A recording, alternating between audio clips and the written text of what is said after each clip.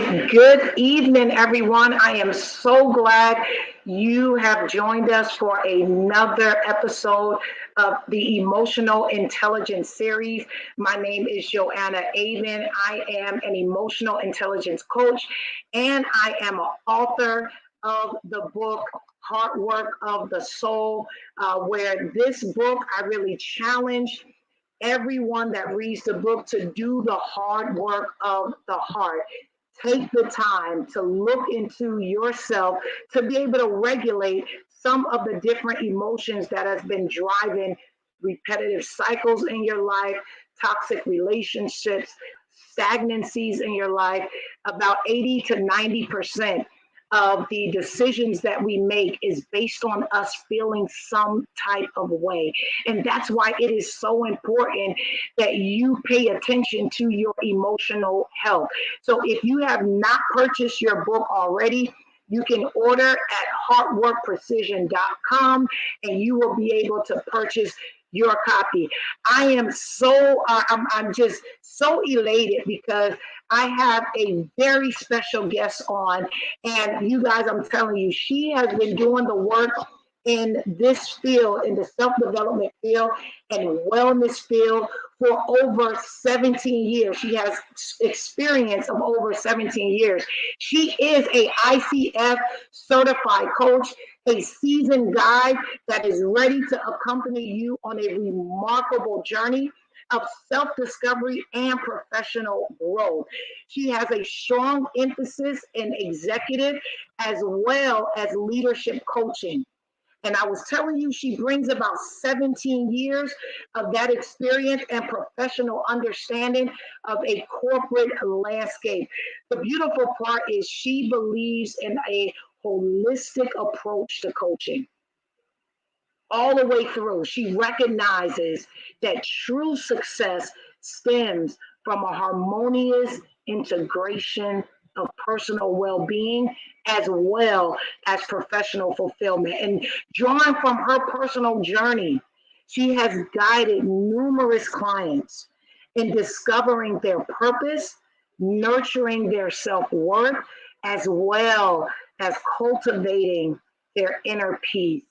And so she is an adjunct speaker, an international travel experience host, a published author. We're going to talk about that in a moment, as well as a proud owner of a health and wellness company. Everyone that is watching, thank you so much for joining. Help me welcome Jessica Rich to the stage. Woo! Hi. Hi, Jessica. Hi, Joanna. I'm so excited to be here. Absolutely. I am excited to be with you as well. Now, we met probably, how long has it been? Has it been maybe 6 to 9 months ago or close to a year, maybe? You're right, about 6 months ago. And I'm telling you, we've been having different conversations, and she's such a beautiful soul. We realize in just conversations outside is that, we have a lot in common as it relates to self care. And I say, I gotta have you on the show. Like I was on her women's empowerment program, and she came on my show as well. Why? Because we want to empower each other. There's so many times that we don't empower each other. We're thinking we got to work in silos, but when we actually come together, it's so important as women, and especially Black women entrepreneurs, because we open up some of the most businesses that we come together and support each other. You have been in this self care field, Jessica, for roughly about 4 years, right? What made you actually get into this field? It actually started with my own personal journey. I Wow. was, burnt out and just struggling with how do I take care of Jessica? I was working long hours. I'm a leader in corporate America, and I felt like I was just carrying the weight of everyone else. And through Yeah. that, I went to therapy. I started fasting. Fasting was a Wow. huge part of it. really started looking for different ways to like spend time with Jessica. Now, the good thing about it was at the beginning of the pandemic. So I started my journey about a month before we shut down. So I had nothing but time to get to know myself. But it was me realizing that I was always there for everyone else. And not to say that Yeah. others were not there for me, but I was neglecting Jessica. And that was the Wow. start of my journey in 2020. Hit a wall, burnt out, and I'm like, I deserve better than this. And I have to really start pouring into myself. And from there, I just started finding different hobbies and activities and being very intentional about scheduling time daily just to celebrate Jessica. Was there a moment during the pandemic where you said, I can't do this anymore? What was that breaking point for you where you say, you know what, enough is enough? I have to find a better way. Listening to my body. I just started to feel it, right? You are At the time I didn't really understand it was like I was experiencing anxiety and I had normalized it so much. Oh, wow. So I'm a very good listener. That's one thing I've always been. So everybody wants to call and share Yeah. and talk about what they have going on. And I started feeling it. So now Mhm. I'm not just, experiencing it mentally, but I'm starting to physically feel it. And for me, that Yeah. was the breaking point where I had to say, okay, it's time to take care of yourself and then also implement some boundaries. I love that you said you were feeling anxious, you were feeling the anxiety. One of the things that I talk about in emotional intelligence is if you get to the root of anxiety, then it won't um, roll into anxiety. Like if you get to the root, and the root of anxiety is worry, Yeah. is fear, right? And so if people can get to the root in its infancy stage, then it's not something that can turn chronic, right? And so a lot of people at the end of the day will, wait until, they are feeling depressed and feeling very anxious and looking for medication and then also, and let me know if you've experienced this with some of the people that you have coached, right? But some people self diagnose as saying they have anxiety when really it is life presenting you certain challenges in which you have to do something that you're uncomfortable with doing and you don't know the end result. And you say it's anxiety, but it's actually life presenting you an opportunity to be able to step into faith. Like, have you been in a situation where you have encountered people that have said they're dealing with anxiety when really it was really life just really stretching them and taking them out of their comfort zone? So I will say one thing about just being in my community, I'm a huge health care advocate. So a Yeah, lot of folks that I do, my clients are also already in therapy. So there's been something that's actually been, clinically um, they've been clinically diagnosed with anxiety yeah. or depression if they have, because I have to make it Okay. very clear with my clients, I'm not a therapist, so you have to make sure Yeah, certain things are discussed. But I have experienced maybe a few that will just the challenges of adjusting to a new role or, like you said, transitions of life that they may tie directly into anxiety because they don't know what else to call it. yeah. It's beautiful. And so we're gonna go into some of the specificity of what do you do to even identify, because then we'll be getting into self-awareness and things of that nature. But you guys stay tuned, because if you are dealing with some type of anxiety, if you're, and I'm not talking about clinical, I'm talking about from an infancy stage, but you're dealing with different bouts of anxiety, depression, things of that nature, we are promoting self care from an emotional place, a mental place, and a very practical place. And so, with that being said, Jessica, you've been in this field, like we said, for about 4 years. What are some of the different common challenges that you see that people face when they are trying to prioritize themselves?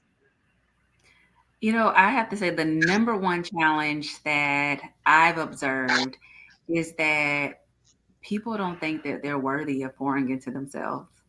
Oh A boy, lot of that's tough. times I'm asking, okay, well, what do you like to do? What are your hobbies? What are things that you want to try?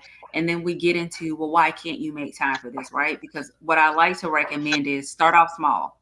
Even if it's 10 Right. minutes a day, start off with something small. And people will say, well, I don't even have time for that. Why don't you? And then we get down to, well, do you think you're even worth like making time for yourself? And majority of the time, the answer is no. And it's tied to guilt, the guilt of being a parent, of being a spouse, a partner, a caregiver, all the roles and responsibilities that we wear outside of that. My clients, predominantly in my community, is women. So as women, we like to be superwoman anyway. Yes, And yes. there's a lot of guilt to making time for themselves. And it's a challenge for them to actually say, I do think I'm worthy of taking care of myself. That is so tough, right? Because most people don't think that they are not valuing themselves. They don't think that. They think, oh, I'm just busy.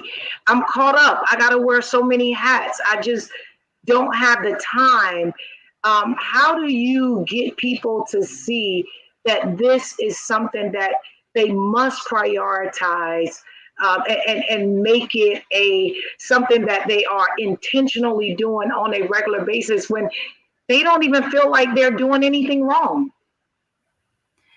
Well, it really is, like you said earlier, self-awareness and avoiding the burnout, right? Avoiding Mm, the anxiety. So I'm listening to some of the challenges that they're having, and I'm telling them, like, if you continue in this direction, you are going to burn yourself out. And I'm speaking from experience more than right. once. Even Yeah. being on this journey, I have experienced it, right?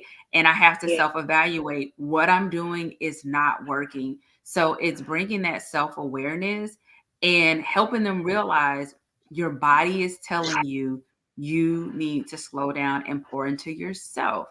Did Yeah. you always experience this, right? When did it start changing and helping them realize the longer you go this way, you could really, really mentally, emotionally, spiritually, and physically impact yourself, but then also taking it a next step and helping them really realize like what is your overall common goal for you as an individual outside of all the roles and responsibilities that you have. And sometimes that will help as well. Yeah, that's so beautiful because if you don't have, there's a quote, I don't remember who said it, but they said that when you fail to plan, then you plan to fail. And I Mm. think that's one of the opportunities is that people don't prioritize it. And so if you don't plan it, then it's just not going to happen. And so I know that you just said you've worked with a lot of different clients. Do you have anyone that you work with specifically where they came in a certain way and when they left, they had a completely different experience? Yes, yes.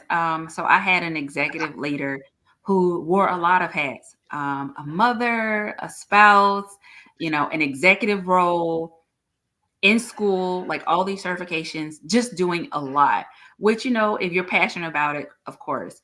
But when we first Right. started our coaching sessions, the first session, she broke down, right? We thought we were Wow. going to talk about work, and it really tied into everything. And it boiled down to that she was not prioritizing herself and she was burnt out.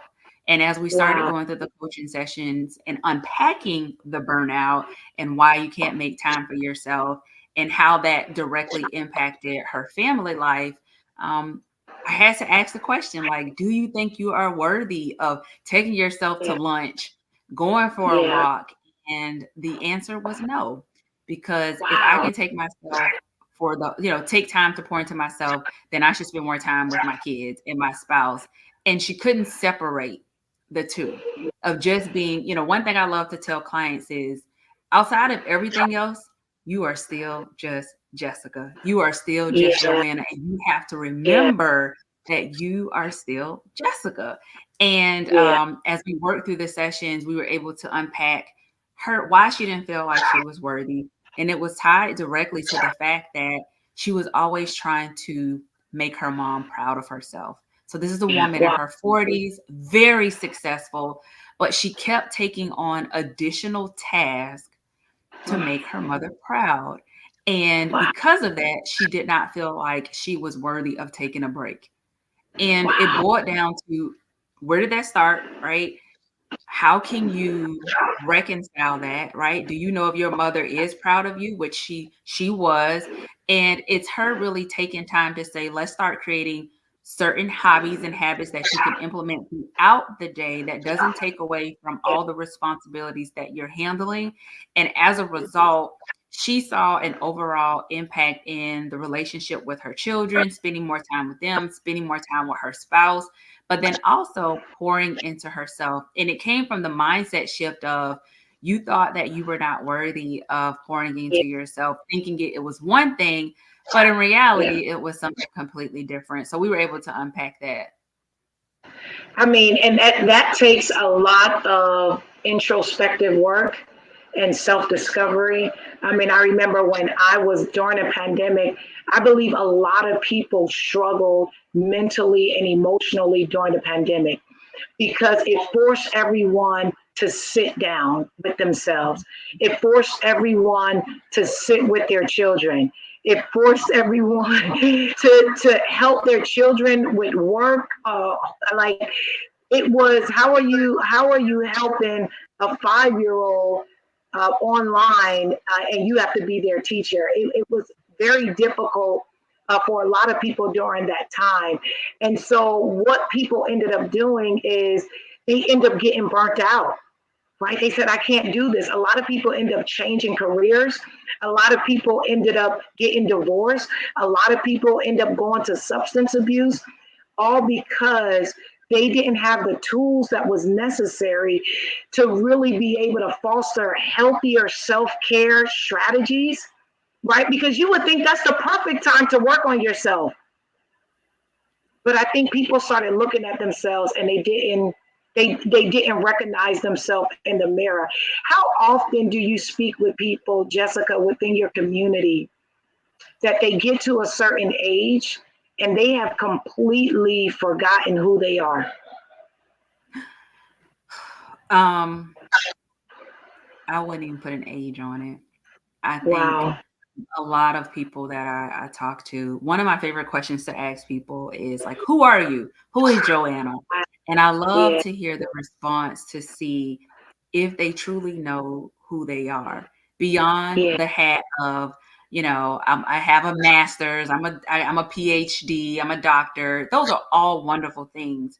But a yeah, lot of people lose themselves, whether it's within the work, it's with being married, being a mother. A lot of individuals struggle. And to your point, the pandemic set us down, right? Some yeah, people actually found things to do. I know some clients started going who went back to school because they didn't yeah, know, so they went back to school, and they picked up other things because the thought of being by myself just can't do it. And a lot of people don't know who they are. They either lost their self along the way, or they never knew who they were. And some wow. can be with imposter syndrome. We're doing everything that society has told us that we're supposed to do, and they've never been able to identify themselves. Listen, I'm going to talk to anybody that is watching right now. If I ask you a question, who are you?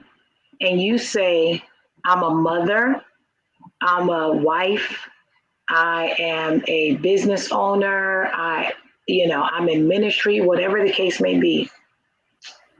All of those are things that you do. They are not who you are, right? Who you are is the person that your parents gave birth to, the very essence of what makes you you. Are you a person of good work ethic? Are you a person of high respect for people? Are you a person that is loyal? Are you a person? So, and the thing about it is, most people forget the love and who they were from the very beginning. It's like once they start putting different hats on, they morph into their role, and then they completely forget that they were a person that had specific likes and hobbies and all of that beautiful stuff before marriage happened. So there is this awareness that people have to have, or they will end up putting themselves in a very dark place. And so that really just brings me to my next question, because people get in a very dark place, right? And so how do you coach people within your community to cultivate a positive thinking and a mindset of gratitude during those times? So the first 20, so this is something I learned through my journey, right? It's pandemic. The beginning of my day started with prayer calls because my church was doing 6 a.m. prayer calls, and it really made a Wow. difference. And I started to just do some research about like self-care, pouring in your times, and morning routines. And the one thing that I learned is that the first 20 minutes of your day is the most impressionable. Your mind soaks up so many things. So what you read, what you watch, what you listen to, all of those can set the tone of your day. So with my clients, what I recommend is as soon as you wake up, you spend those first 20 minutes in silence. Don't pick up your phone. Don't go to Instagram. Don't read the news. Don't pick up your work email. Find some time just to sit in silence or pour into yourself, because that really helps with the positive mindset. I personally listen to YouTube. So I'll read my daily devotional and then I go right to YouTube and I'm listening to a sermon. There's so many motivational Right. different videos that you can listen to, but it starts with what you feed yourself. And if you listen to negativity or even social media, because there's a spirit of comparison, right? And that can Yes. create negativity. It's starting your day with something positive. And before I get out of the bed every morning, I start with gratitude.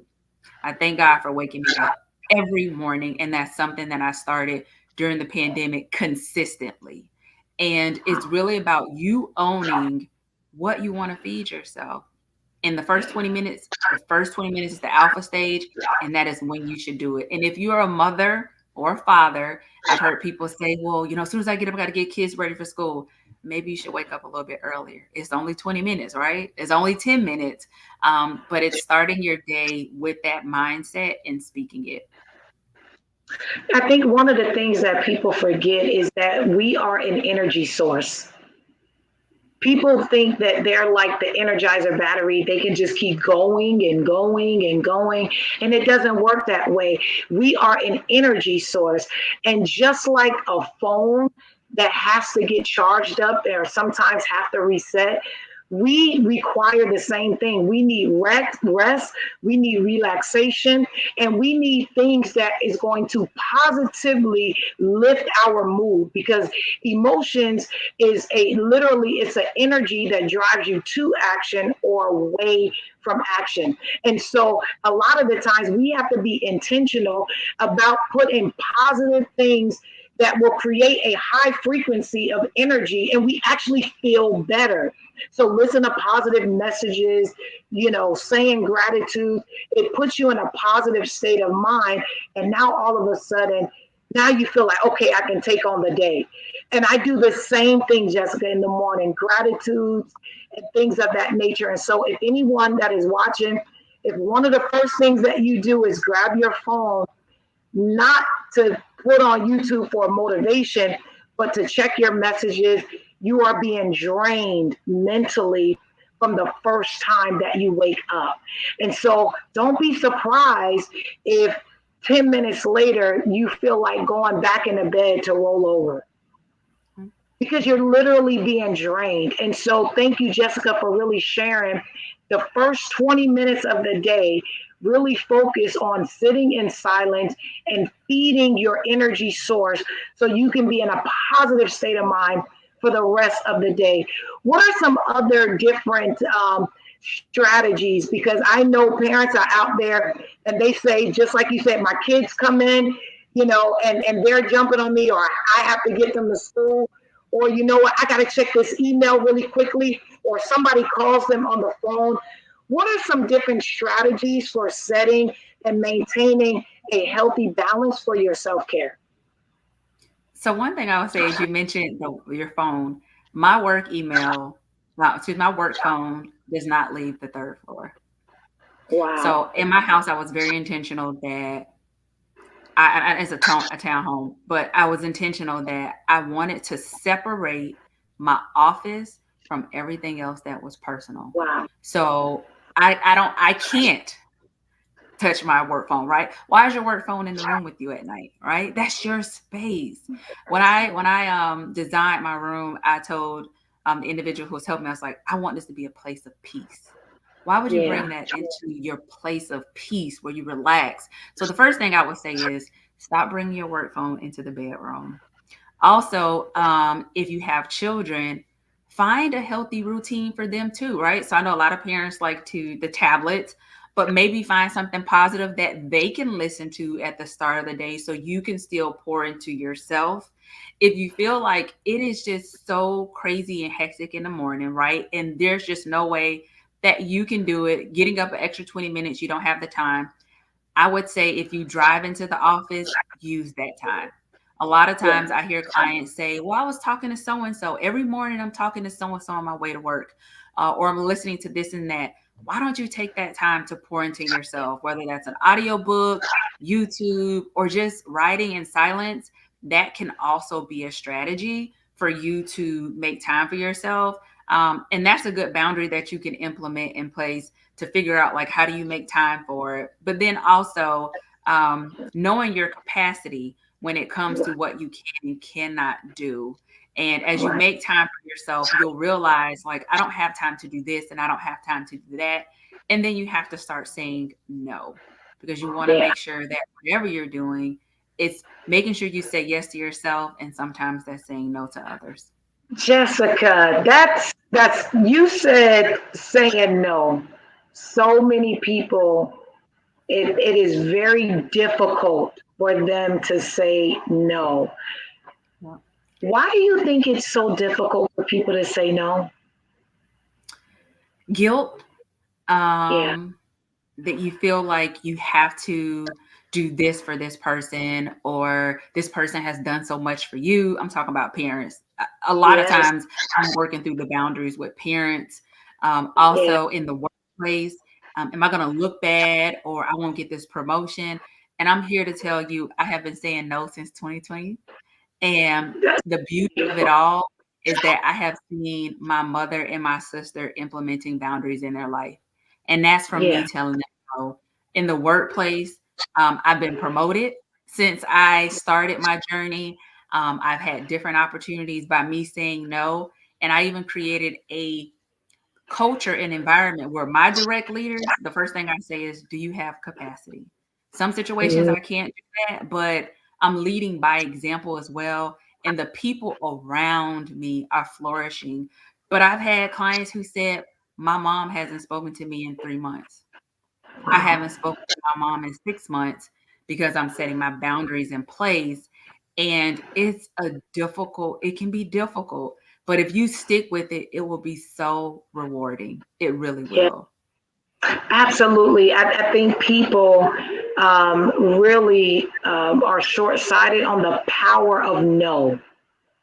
They I've said in other broadcasts, like, don't prostitute your yes. Don't just Mhm. give your yeses out to anybody. Everybody is not deserving of your yes. You need to protect your yeses. They are very expensive. They are very time consuming. They are very energy giving. Right? Your yeses are so precious and so expensive. Don't prostitute them. Make sure you set your boundaries, and the freedom that you are going to experience once you tell people no. And the thing about it is, you don't have to tell them why. You can just tell people no. A lot of the times people think I got to explain why I'm saying No, no. Just please, Jessica, shed some light on people that feel like they have to explain their no. no is a complete sentence. Okay. Thank you.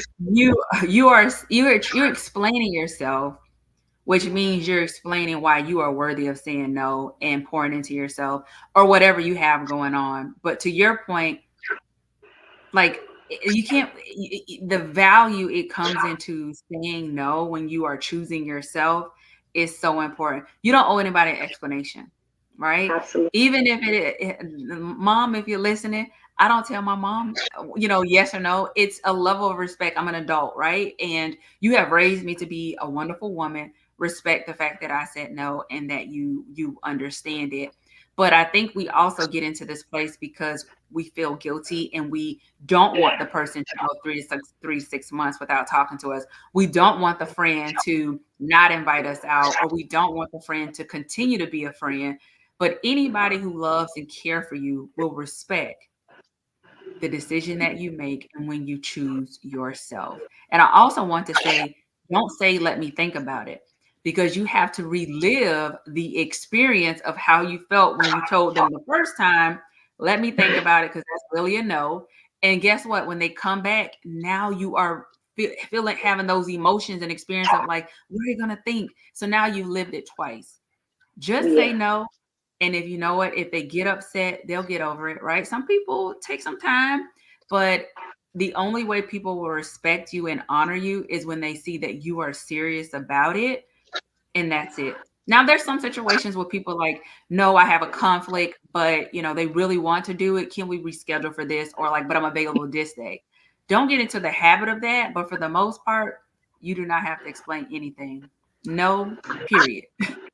No, period. I love that you said that because, one of the things in emotional regulation is never allow the emotional reaction of someone else to dictate your response.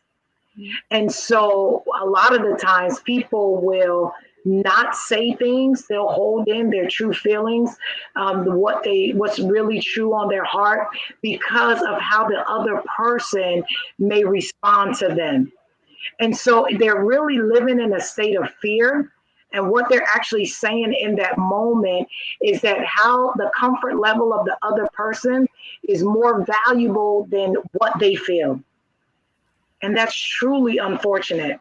So if you are watching, definitely open your mouth, right? Communicate how you feel.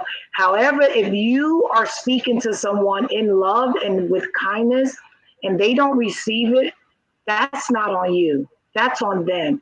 And you don't have to emotionally coddle anyone. If you are Mm. emotionally coddling people, it will be emotionally exhausted for you. And it's just a matter of time before you have an explosion. So, we're talking about all of these different things, Jessica, right? I know we have to help them because we have really given them a lot of different nuggets on how they need to prioritize themselves, set up their morning, create boundaries.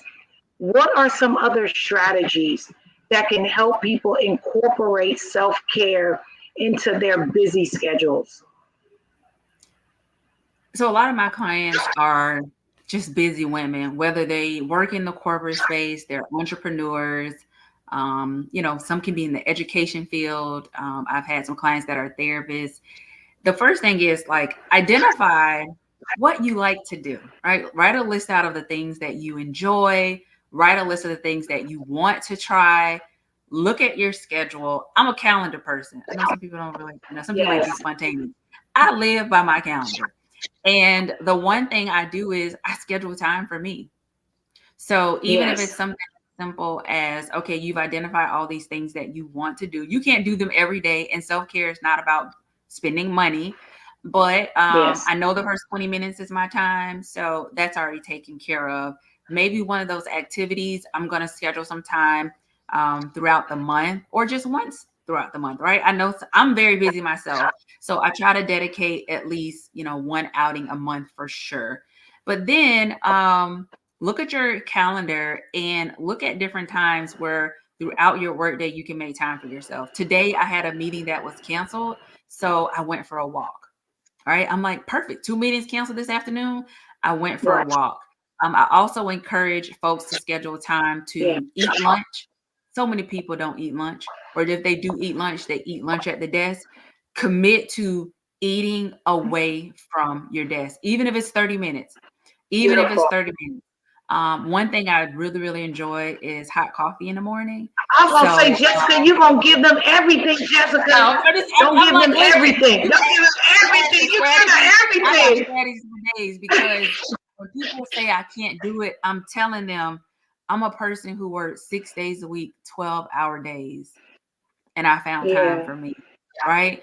So Yeah. and it's a mindset. I can't do it. You can absolutely do it. You just have to Yeah. change your mind that you know what, my job does not have to take the entire. If you work 775, I am worthy of 45-minute break, right? So take Yeah. that 45 minutes, split it up or at one time, but you can absolutely make time for yourself. You said I'm giving too much. Listen, I'm passionate about You it. I give got all everything because I do. I see that, and I'm like, wait a minute, because you give strategies, and you have a 30-day I choose me self care journal, right? There it is, the I choose me. So let me tell you, so this self journal that, and you, as you can see it on the screen right now. But this is the perfect tool to help you put yourself at the center of your life. Jessica, share with us a little bit. What were your thoughts around this journal? Why did you feel like this was the time for this self care journal to be launched? So, just talking with my community and my clients, and what you asked about the busy individual, so many people do not know where to start. Or so many people think self care has to be spa day, going to get a mani pedi. They think it requires all of these things that either you have to spend money or you have to leave the house. So, this journal Right, is to help with just the basic foundation of how do you discover self care that is appropriate for your lifestyle. Self care for me is not going to look the same for you. So, this is right, helping you discover the things that you enjoy, affirmations, it's a daily guided meditation, there's quotes, and there's wow, journaling time. And this is to help the everyday busy person say, like, I'm trying to figure this out. What does it look like for me? And they say 21 days to make a habit, right? So I gave you an extra right, right, 7. But it's 30 days to really help you identify what works for your lifestyle so that you can create a realistic plan. And then at the end of the book, there's quarterly check ins. The one thing I love about this journal is it is filled with grace. And why I say wow, that's important is self care, you fall off, right? I said at the beginning, like I've experienced burnout since I've been on my journey. Experienced the point where I'm about to get to burnout on my journey, yeah, and I'm practicing self care. So this journal is to help those individuals discover, like, how do I create this plan? What do I enjoy? What do I enjoy?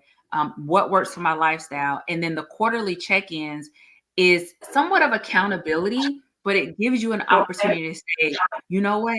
I didn't quite execute it right in this quarter. So in the next quarter, this is what I'm going to do differently. And that's the one thing I okay, love about it. It's filled with grace, but it really helps you guide. It's a guided book to just really help you discover, like, what works for your life. wow. It is so beautiful because you give people the tools that are necessary to choose them. I love your backdrop. It says, "I choose me." And for anyone that is watching right now, when was the last time that you chose you? And I'm not talking about just like Jessica said, getting your nails done, getting your. I'm talking about deeper work, right? When was the last time you sat with yourself and you said, why do I get angry when someone talk about this? Why do I have anxiety when someone brings this up? That introspective work is what ultimately people is going to experience. And when you don't begin to do the internal work, I've heard so many people say it, they say you end up bleeding on people that didn't cut you. Mm. This self care work is so important because it allows you to be able to begin to structure. So many people are riding by life's demands, but it is time for you to say, you know what? I'm not going to allow life to drag me around. What I am going to do is I'm going to prioritize myself and I am going to be in the driver's seat of my life. I really hope that you enjoyed Jessica as well as me as being an emotional intelligence coach.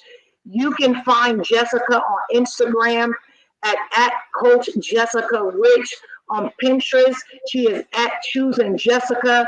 And on Facebook, she is at Getting Finer. You will see that at the bottom of the screen. Also, if you are interested in learning about more about emotional intelligence, how to be more self aware and be able to identify self care, as well as how to regulate your different emotions. My book is available at hardworkprecision.com. That is something that is available to you as well.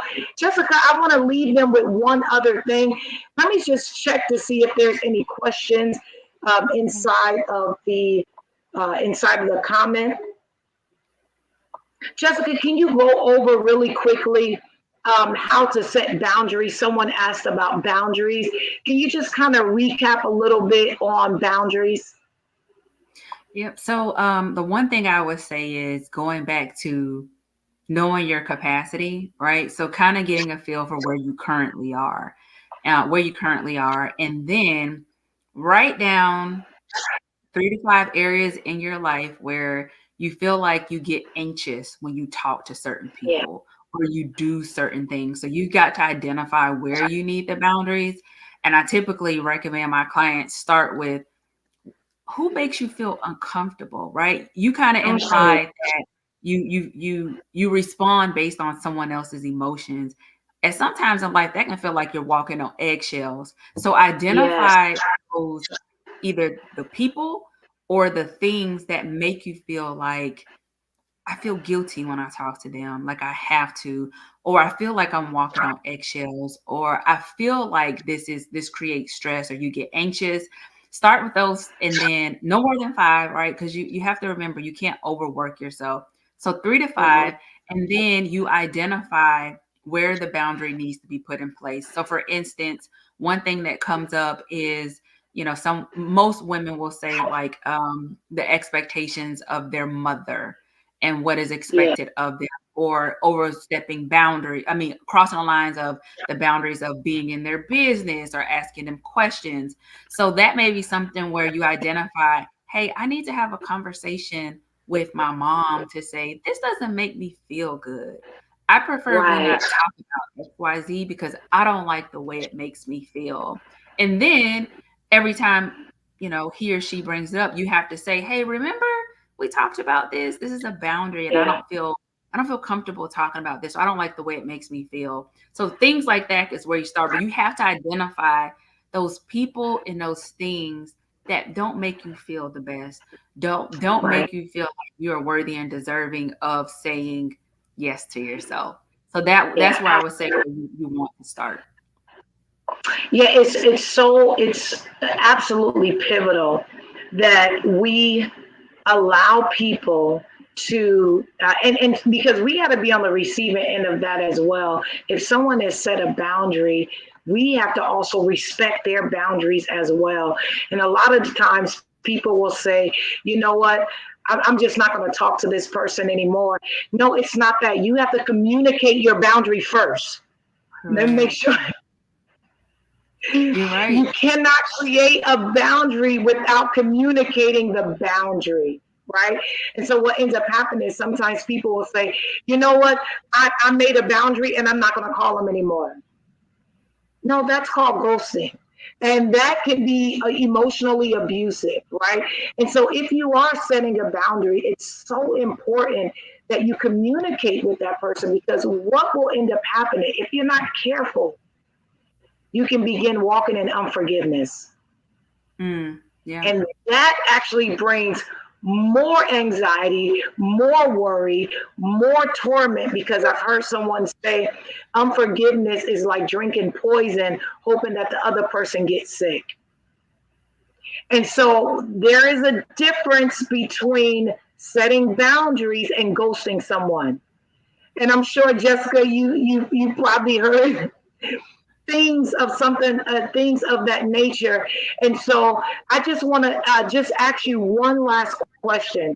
Is there anything else that you would like to share with the audience before we end the session for this evening? Yes. This is one thing that, if I can say anything when it comes to self care, is I think most people who know me, one of my favorite words is capacity. And I think what you said is a perfect way for me to end off. I've had individuals say, well, she wasn't there for me or he wasn't there for me. And my question to them was, well, did they have capacity? Right? Did they have the capacity to be there for you, to hear your story, your venting, your frustration? Because a lot of the people that love and care for us, they carry what we share. And that goes for me when it came to self care and why I set boundaries.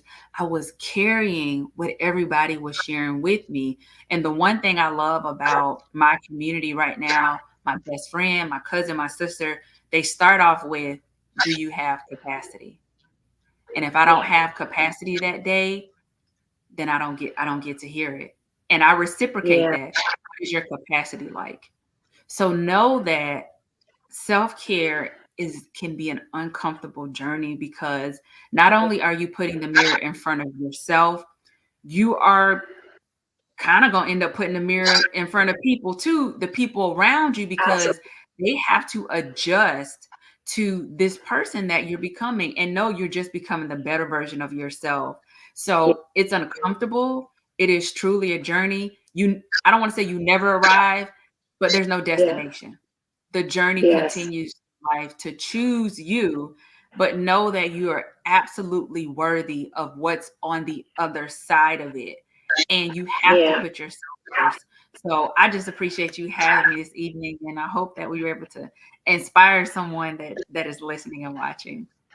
Yeah, absolutely. Someone just put inside the comments, I'm just going to share it really quickly.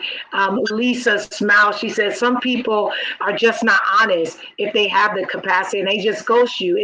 It's very true. Some people are just not honest when it comes to that. And the thing about it is, just because they're not honest, we don't have to be tied to their response. We can recognize where they are, and we can choose in that moment to say that I am going to prioritize myself. You work out what you got to work out over there, but I'm going to prioritize myself, because you know what? I've recognized that you don't even have the capacity. My mom said you can't pull blood from a turnip. Some people do not have the capacity to be able to care for you and love you the way that you need to be, the way that you need to be loved. And so, Jessica, I thank you so much for giving some practical strategies and some practical solutions on how we need to prioritize self care. I'm just going to say it one more time. Pick up her 30-day journal. I'm going to put it on the screen really quick. If you have not seen it, I Choose Me Self Care Journal. Thank you so much, everyone, for watching. Also, pick up Heartwork of the Soul at heartworkprecision.com. We thank everyone for watching. Enjoy the rest of your evening. Feel free to watch the rebroadcast on YouTube and enjoy the rest of your evening.